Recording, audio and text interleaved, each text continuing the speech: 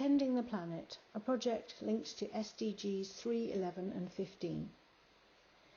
In the early and rose-tinted glasses stage of my project, I hope to tend the planet through tending a garden, specifically my daughter's garden.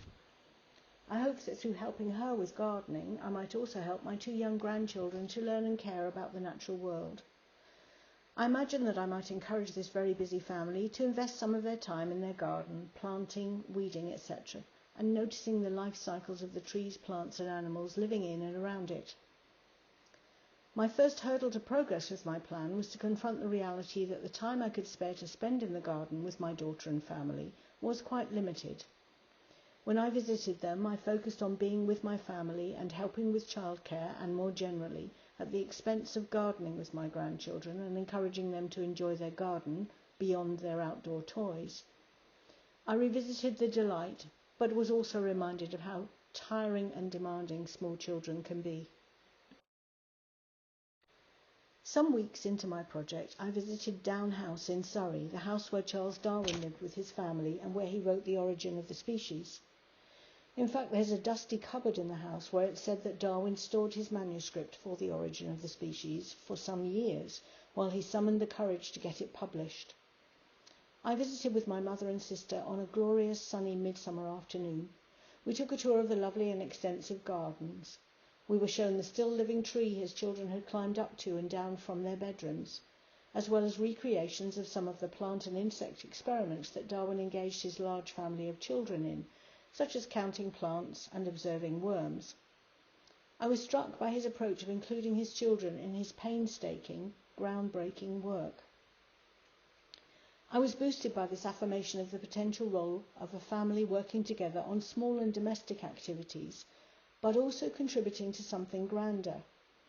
I persisted with my efforts to encourage my 3-year-old granddaughter to note and be interested in the plants and animals in her garden and beyond. I was unexpectedly and thrillingly rewarded when my daughter told me that my granddaughter had found, discarded in the flower bed, the old dessert spoon I had encouraged her to dig with when we planted bulbs together the previous autumn. When she found the spoon, my granddaughter explained what we had done together. In truth, it had been a pretty frantic 10 minutes of digging, scattering and hoping for the best, but my granddaughter remembered this and described that the bulbs had become flowers. I was impressed by the impact of these few minutes of activity. I felt recharged to continue with various small activities with my grandchildren designed to progress my project, including stopping to look at flowers and fruit trees on neighbourhood walls, picking strawberries on my patio, watching butterflies in their garden, and closely examining plants and insects when we had the chance. In mid-August, I went with my daughter and grandchildren to visit an estate and formal garden. My daughter packed a picnic and a bug box and magnifying glass in her rucksack of essentials for a day trip with small children. After our picnic and some time in the children's play area, we walked past the long herbaceous border and admired the colourful plants and bushes in full bloom. I stood with my youngest daughter, who watched from the pushchair while her sister eagerly examined blooms with her magnifying glass and attempted to trap a passing fly in the bug box, but without success. I watched and photographed my daughter engaging with her daughter in this exploration. I have permission to use this photo. I was enchanted to be in this 3 generations collaboration of family enjoying being together and being in and learning about the natural world. I reflected that tending the family and tending the planet can be complementary.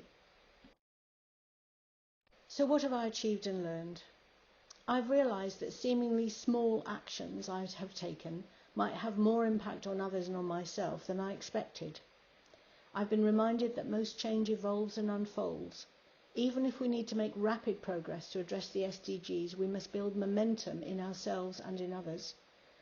I've become aware that there are many actual and potential allies for this project, not least in the community of colleagues within the Pathfinder inquiry, and that engaging with them offers inspiration, solidarity and encouragement. I've learned something profound about the act of tending and its possibilities for me in my roles as mother, grandmother, employee, volunteer, friend, family member and world citizen.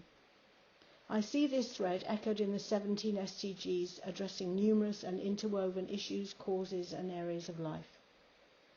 I'm not certain that I've achieved a great deal in practical terms over these past months, but I feel a shift in perspective and a direction, motivation and way of being for my future.